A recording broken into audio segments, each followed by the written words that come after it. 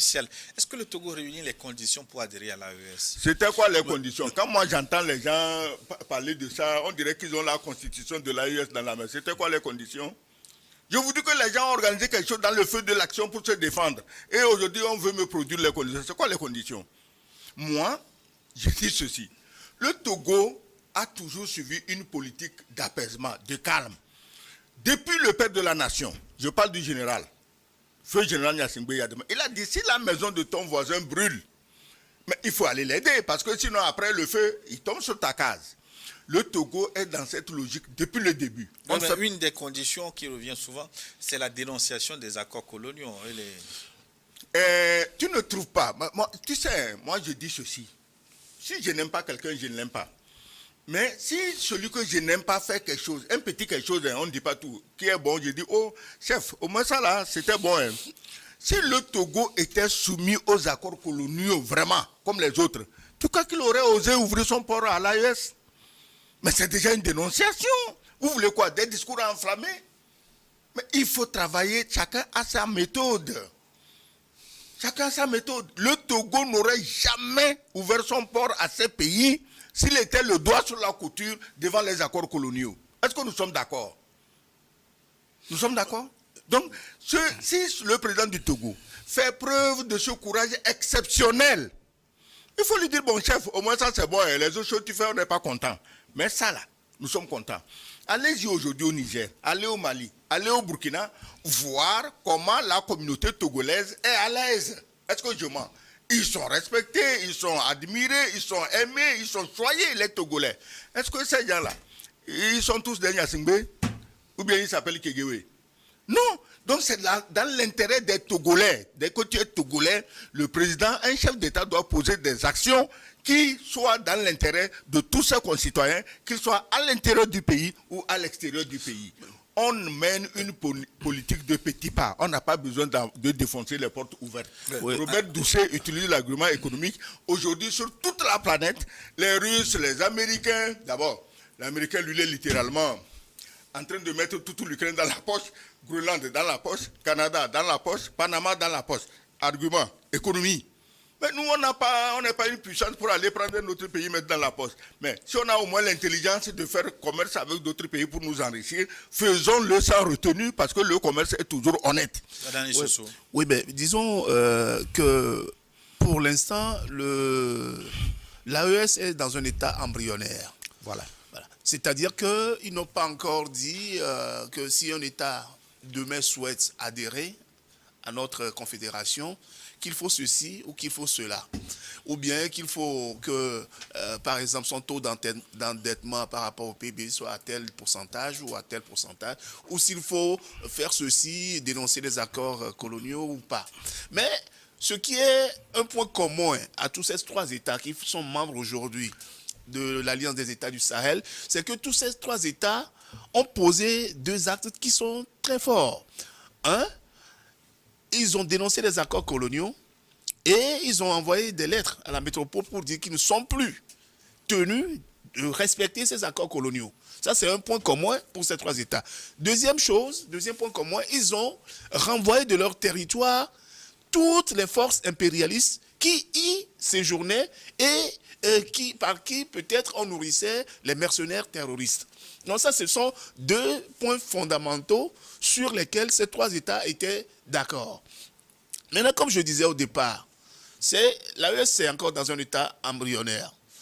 La CEDEAO même était née en 1975 dans un état embryonnaire. C'est après qu'on a essayé d'avoir une charte pour vous dire voici les conditions d'adhésion, voici les conditions de sortie, voici ce qu'il faut faire pour respecter les normes démocratiques, voici ce qu'il faut faire pour qu'il n'y ait pas un endettement, etc. Donc, aujourd'hui, on ne peut pas dire que le Togo doit remplir telles conditions avant d'y entrer, puisque ces trois États, le seul dénominateur commun qu'ils avaient, c'était de lutter contre la CEDEAO et le terrorisme. Voilà. C'était cela. L'autre chose. Lutter contre la CEDEAO ne fait pas partie de la... ça, je l'avais expliqué à l'entame de cette émission, je l'avais expliqué que s'il n'y avait pas la guerre contre le Niger, où les avions étaient déjà au Nigeria, où la Côte d'Ivoire avait déjà ses troupes qui allaient déjà partir sur le front, peut-être l'AES ne serait pas née. Ça, c'est une évidence qu'on ne peut pas nier aujourd'hui. Donc, ce n'est pas une guerre contre la CEDEAO, mais c'était pour lutter contre des sanctions, contre les sanctions de la CEDEAO, d'une part, et non contre la CEDEAO. Les sanctions de la CEDEAO, d'une part, et deuxième part, contre le fait qu'on voulait faire la guerre au Niger. Donc aujourd'hui, si le Togo veut adhérer, je ne crois pas que les États de la CEDEAO vont lui imposer un cahier de charges. Je ne pense pas du tout, à mon avis, puisque eux-mêmes n'en ont pas encore. Mais maintenant, comme je l'ai dit, il y a des préalables, comme la dénonciation des accords coloniaux, le fait qu'il n'y ait plus de troupes. Des troupes étrangères sur le territoire. On sait qu'aujourd'hui, il n'y a pas de base militaire française au Togo, ni américaine d'ailleurs. Mais nous savons que nous avons toujours des coopérations avec l'armée en matière de formation, en matière de fourniture d'équipement. Nous avons toujours ces accords de coopération avec la France. Bon, moi, je n'ai pas beaucoup d'éléments là-dessus.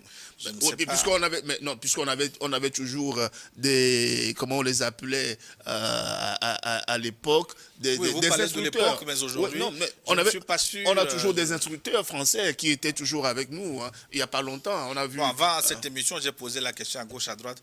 Je n'ai pas eu de confirmation de cette présence de formateurs. Ouais, mais il y en avait, puisque vous vous rappelez... Il y en avait, ça c'est...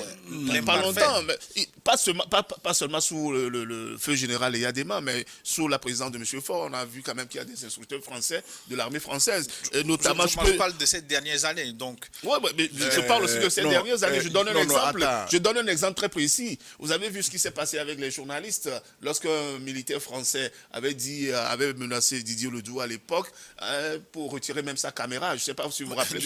Ce sont des il était en tenue militaire. Il y a 15 ans, donc... ce sont ces dernières années aussi. Écoutez, vous n'allez pas vous chamailler pour ça, parce que vous n'êtes pas des militaires, ce n'est pas vous qui dirigez le ministère de la Défense. Donc, personne de vous deux n'aura la bonne information, sauf à l'avoir de la part de ceux qui gèrent le dossier de l'aide de la coopération ou non avec l'armée française.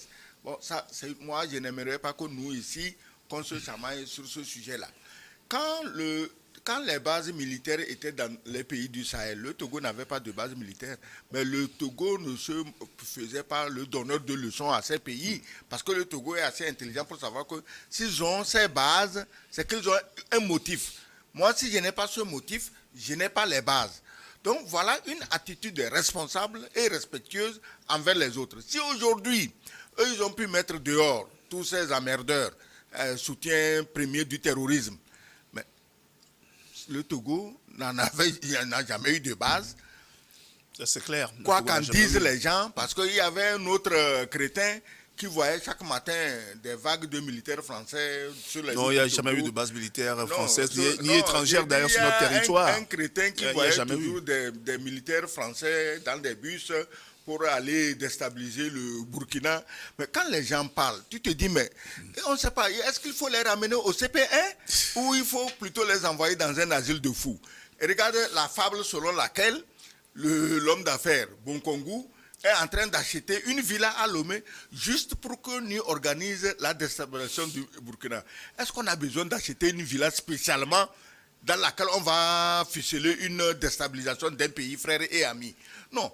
Je crois que ceux qui parlent, heureusement que dans le Sahel est tenu de main ferme par des dirigeants qui réfléchissent et qui ne suivent pas tous ces déblateurs en désordre. Le Togo est un pays responsable, un pays qui respecte les autres pays. Il n'a pas à se mêler de ceci ou de cela. Et si les gens ont, à un moment donné, leurs poches sont sèches, mais ils auraient la politesse de demander gentiment, au lieu de chercher à créer des frictions pour qu'on l'appelle ici, on lui donne, on l'appelle là-bas, on lui donne. Maintenant, c'est dépassé, on ne fait plus ça. Hein. Bonkongu ne va plus donner l'argent à des menteurs. Alors, une question que beaucoup se posent avant qu'on parte pour la pause.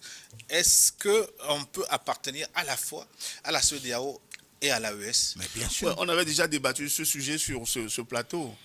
Le fait d'appartenir à l'AES n'empêche pas d'avoir une coopération accrue avec les États de la CEDEAO. Non, on ne parle pas de coopération, mais est-ce qu'on peut être membre des deux entités à la fois? Mais on est membre du Conseil de l'Entente et en même temps membre de la CEDEAO. Oui. On avait déjà débattu de ce sujet-là. Le Togo était membre du Conseil de l'Entente.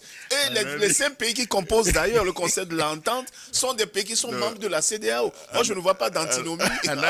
On n'est pas dans la même configuration. Hein. Tu veux l'envoyer balader. Parce que non, je ne la vois pas balader du tout. Pas du tout. Oui, écoutez, être membre de la CEDEAO, pour un pays comme le Togo, c'est normal. Le Togo est un pays fondateur. Combien de fois on va répéter ça aux gens? Même le Mali est un pays fondateur. Voilà, c'est des pays fondateurs. La CEDEAO, entre-temps, a été braquée par des aventuriers démocratiquement élus par l'Élysée. Et c'est ça qui nous amène les problèmes. Sinon, quand la CEDEAO a été créée, elle était créée par des chefs d'État. Aujourd'hui, on dit putschistes, ils étaient putschistes, mais ils ont créé une CEDEAO qui marche. Je souhaiterais qu'aujourd'hui, les chefs d'État démocratiquement élus créent leur CEDEAO pour nous laisser la CEDEAO des pères fondateurs qui avaient une très haute idée de la nécessité de faire vivre nos pays et nos populations ensemble. Ils n'ont qu'à créer leur CEDEAO. La question, en attendant, ben, on est dans la CEDEAO, mais ça ne nous empêche pas. Attends, ça ne nous empêche pas de travailler avec l'AES. Non, il n'est pas question de travailler avec l'AES, d'intégrer l'AES. Non, là, je crois qu'il faut poser la question à des juristes. Est-ce que tu vois? C'est-à-dire que quelqu'un qui connaît bien les statuts de la CEDEAO, l'autre qui connaît bien les statuts de l'AES, de la charte de l'Iptako. De la charte de l'Iptako, c'est lui, juridiquement, qui peut te dire si c'est compatible ou incompatible. Mais dans la vie de tous les jours, membre de la CEDEAO, oui, mais travaillant la main dans la main avec l'AES, c'est oui, et c'est nécessaire, et c'est incontournable. La CEDEAO ne nous fout rien de bon. Oui, mais ce que moi je voulais peut-être avancer, pour ouvrir peut-être le débat aussi, c'est est-ce qu'il ne serait pas souhaitable aujourd'hui, comme le dit John Mahama Dramani, comme l'a dit Diomaye Faye du Sénégal, est-ce qu'il ne serait pas souhaitable aujourd'hui qu'on s'asseye pour qu'on retourne aux fondamentaux qui ont poussé les pères fondateurs à créer la CEDEAO? Parce que la CEDEAO, c'était la CEDEAO des peuples, à défendre les intérêts des peuples, à permettre la libre circulation des personnes et des biens. La CEDEAO n'a jamais demandé de prendre des sanctions contre des États membres. Non. Mais est-ce qu'il ne serait pas souhaitable aujourd'hui qu'on retourne à ces fondamentaux pour réformer la CEDEAO? Parce qu'il y a des images qui circulent lors des sommets de la CEDEAO. Quand on voit ces images-là, on comprend aisément que la CEDEAO est sous le joug des puissances étrangères. Puisqu'on voit à l'intérieur des Européens, hein, des Blancs, qui sont assis dans la même salle que les chefs d'État qui discutent. Donc, il faut qu'on nous retire ces images-là de la tête. Donc, il faut réformer la CEDEAO.